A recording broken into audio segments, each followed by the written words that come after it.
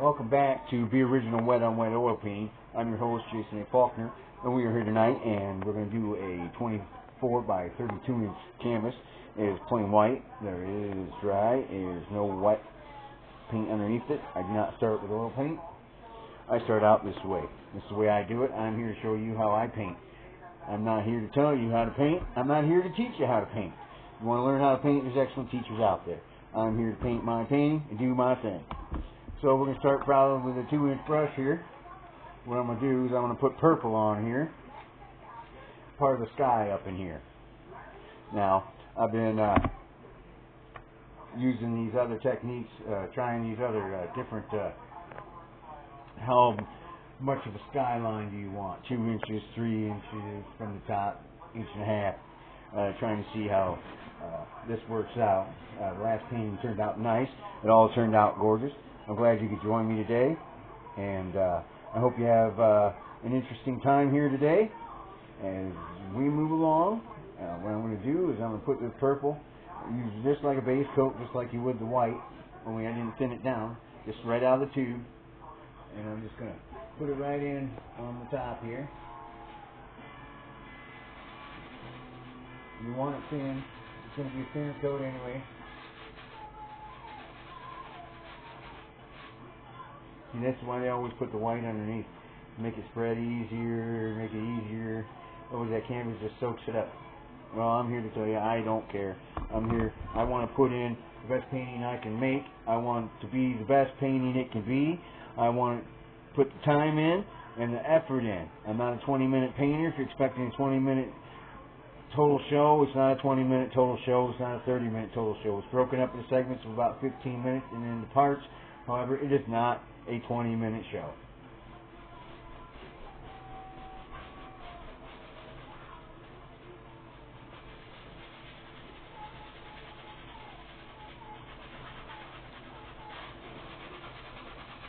I'm just putting this purple on here. You're just sucking it right in. Don't worry about that. You're alright. Big old dab of it on there. We're only using it for the skyline, a little bit of the water, what I'm envisioning up here in my mind, what my mind's telling me it's going to look like. So I always go with picture in my mind. I'm not a copycat. I'm not a pod person. I don't expect you to be a pod person. Paint your painting, sculpture, your sculpture, whatever. Draw your cartoons. Be original. Be yourself. Be who you are. Don't let other people try to tell you who you are, because if you let other people tell you who you are, then you never find out who you are. You're not original, you're a copycat. If you're copycatting other people, you're just doing copycat paintings, doing everything, not branching out, not trying anything new. You're just another copycat painter. And that's what the world has wanted for a long time. Pod people, copycats, anybody that was different, let's ostracize them. And they don't respect originality anymore. And it's sad. So I'm off my soapbox on that one now. We'll put a little dark blue up in here. Well, not quite dark blue. It's ultramarine blue, but it's going to do the trick for what I want. As we're moving into night, and as you move into night, there are different colors in the sky. It's not all just blue and orange, and you got different shades up in there. You got different shades. You got some pinks, you got some purples, you got the blues in there. You got it all mixed in. If you've ever really watched the sunset, and at different locations of the world, it sets differently and looks different. And if you notice, sometimes I'm using my left hand and my right hand just because I am ambidextrous. I wasn't born that way, just turned that way. I had an accident when I was in the 5th grade. Somebody threw a knife out of a tree, slit my finger, put it on still. It was on splints. Couldn't use it. Couldn't bend it. Had to learn how to do everything left-handed. And that's the result. So if you're curious about that, that's why I switch off left to right. And I like to anyway. I like people to wonder, what is this dude doing? I am, if you've never seen anything like this before, that's good. That's what I'm aiming for. I want you to get the essence of painting, see how it's done. If you want to paint, There are excellent teachers out there, teach you excellent techniques. You can go learn to paint, then you can paint your own stuff, what your mind's telling you to paint. Or if you want to sculpt, if you want to draw cartoons, or do anime, or hentai, or any of that kind of stuff. Hentai, whatever the hell it's called, I don't know, I'm not Japanese. I always struggle sometimes with pronouncing some of that stuff. Now you're all probably laughing in there. That's fine, go ahead laugh, it's funny, it's meant to be funny. If you're not, well, then I guess you won't get the joke either. Because I sure don't either. So, what we're going to do now is we're going to clean this brush out. But we're not going to dip it into anything. We're just going to dry it. We're just going to clean it with paper towel. We're going to put it in any kind of paint thinner at this point and beat it all over the place and get all that crap all over my apartment, all over myself, all over my clothes. I don't like that. Even though it is odorless, I still don't like it. Always use odorless paint thinner. Otherwise, you could get quite the buzz, actually, and end up fainting, probably. Stuff can really make you high if you're not using a well-ventilated area, etc., etc. I'm not saying go do that. Don't do that is what I'm saying. Don't do that. Try to avoid using paint thinners as much as possible. I use a lot of disposables. I buy cheap brushes. You know, you get a whole case of them for like $25 on Amazon. And then 2-inch brushes, 1.5-inch chip brushes. I just throw them out at the end of the night. The only thing I actually use paint thinner on, paint thinner for, when I need it, are the bigger brushes like this, if I need it, and then my specialty brushes. That's it. You don't need to be using paint thinner all the time. So now we're going to add some of this yellow ochre out here to the sky. And we're just going to put like just enough to, or maybe the sun is just kind of right in there somewhere. Maybe you just can't quite make it out. It's just kind of like right along in there somewhere. And we're going to add a little bit of this tad yellow to it. And go right in the middle, and we're just going to blend that all nice together right there. There's the sun just kind of sitting in there. He's just hanging out. Right now, at this point, we don't know.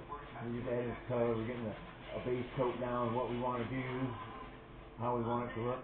Now we're going to clean this out. Get all that paint out of there. You can use goop. You can use goop, wipes if you like, things like that. I have used that before. And they work nicely. Just remember to have a paper towel to wipe the goop off after you use the goop wipe to wipe it off your brush. Otherwise, it's going to get in your paint and it's going to eat your paints away. Be smart. And we're going to add a little flair of this scarlet. We're just going to put some scarlet right around in here. Right along in there. And scarlet just kind of touches down along in here. Scarlet just comes along in here. Just kind of brush along. This scarlet just kind of comes along in here. And this is all becoming the base coat of what we're doing here. See? Just like if you were using a white. You're going to go right over all this, just like if it was white. Back up in this deep dark color here. Get in here where it's all nice and thick. Get down over here. I kind of break these up, my paintings, in sections.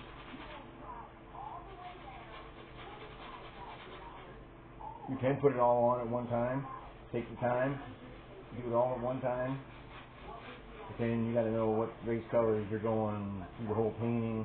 And as you paint, things change. You start to see things differently. It looks different.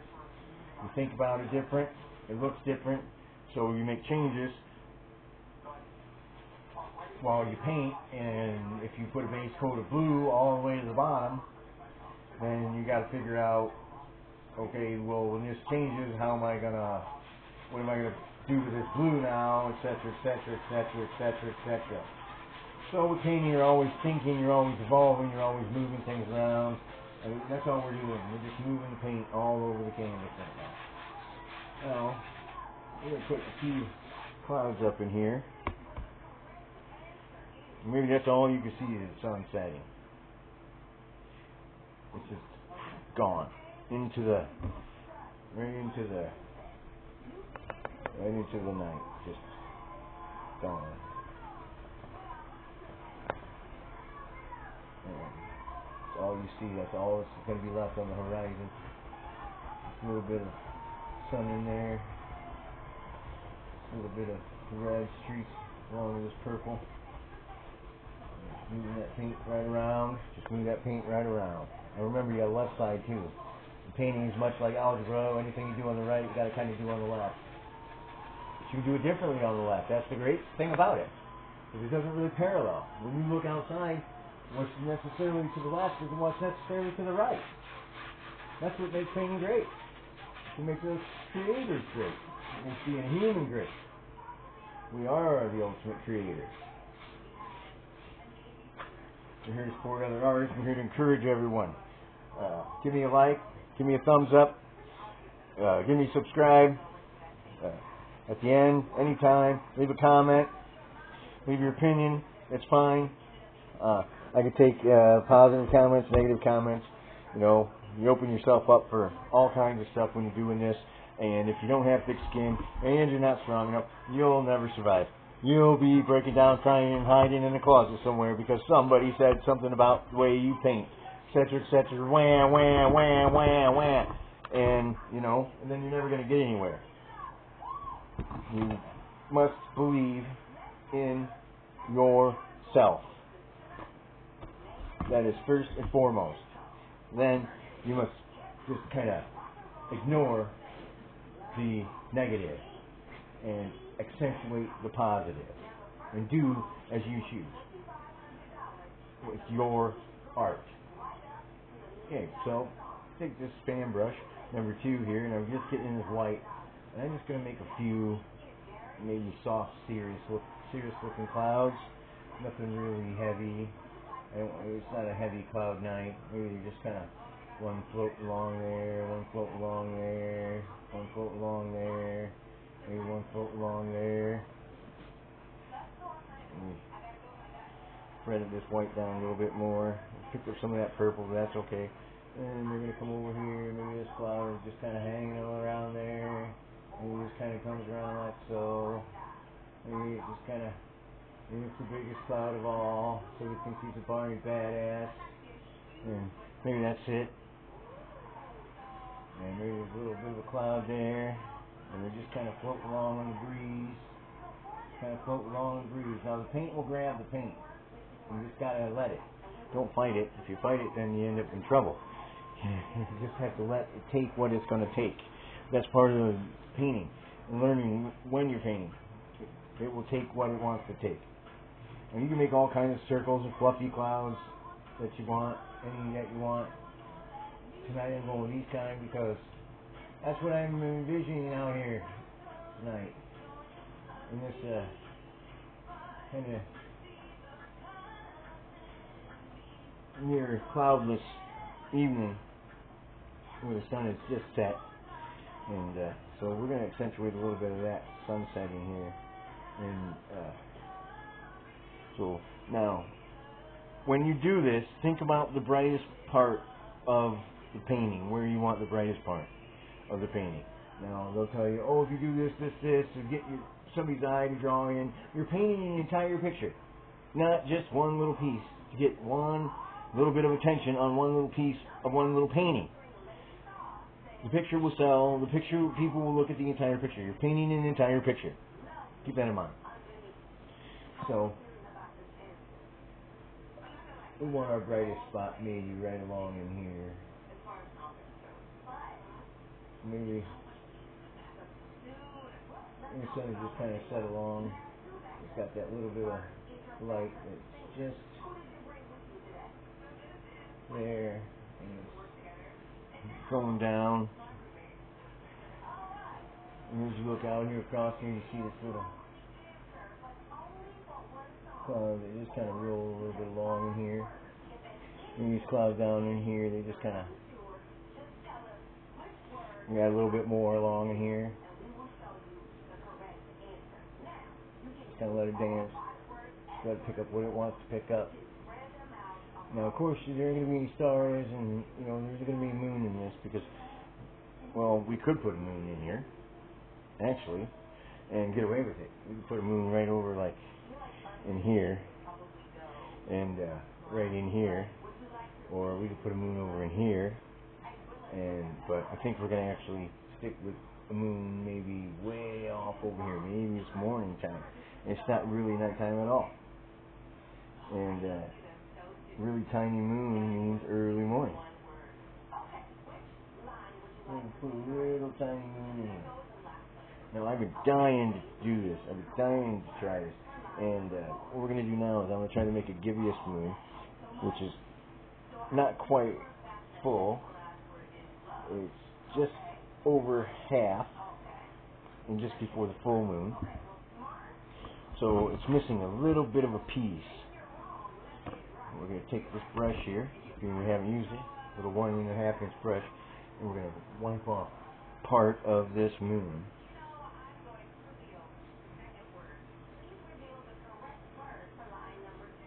And we thought we were going to, but it's kind of stiff. So we'll pull this brush here from the paint thinner, and we'll stick this brush into the paint thinner, and we'll stick this brush into the paint thinner. These are specialty brushes, but that one is a chip brush. I want to use it here. It's kind of stiff, probably from my last painting. Maybe I didn't get all of it out. Thought I did. The goop is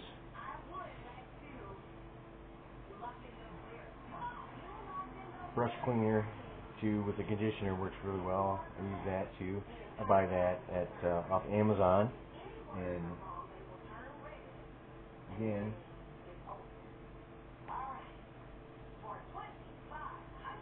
make sure you check out my wish list.